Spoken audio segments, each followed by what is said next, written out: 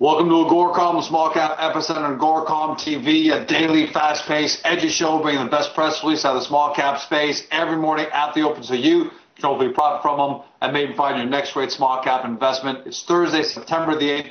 A belated happy Labor Day to all of you. I wasn't around for the last couple of days. My apologies about that. We did have the news up on the site and our partner sites. But here's our first video following Labor Day. I call this trading season. This season between September and May, when everybody's back, we're back in the saddle. Trading is going to begin. A lot of opportunities to make money. It's the beginning of the season, so I wish you all the best. And I'm hoping AGORACOM Small Cap TV is going to help you in that endeavor. I've got two stories for you today, both out of the resource sector. Let's start off first with Crocodile Gold, trades on the big board TSX on the stock with symbol CRK.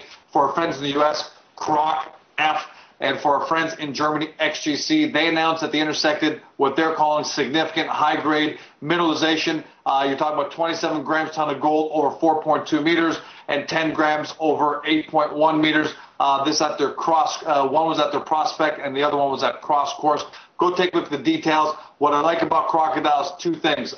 First, the news itself isn't explosive, but their 52-week trading range is their low is 61 cents. They closed it yesterday at 68. So I think this presents a good opportunity. And in fact, today they're up 3 cents to 71 on 275,000 shares. So if nothing else, it looks like a potential trading bounce. I haven't bought or sold it yet. Do your due diligence. Also, they actually have operating gold mines in the Northern Territory of Australia and a land package of over 2,700 square kilometers.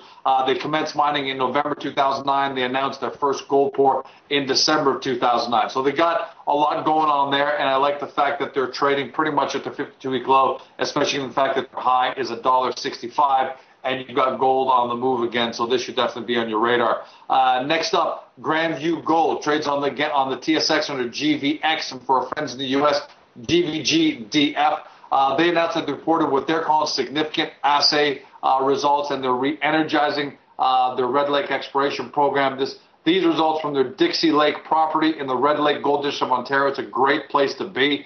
And they say the findings confirm historical intercepts within the mineralized zones. Those historical numbers came in 1989, 1990, and those are results of Teck Resource back then. That's a pretty good company to be following up on and reconfirming. The property is located just 16 miles south of Gold Corp's Red Lake mine, and the company says, quote, it's considered highly prospective for high-grade gold mineralization typical of the Red Lake Gold District. Those are their words.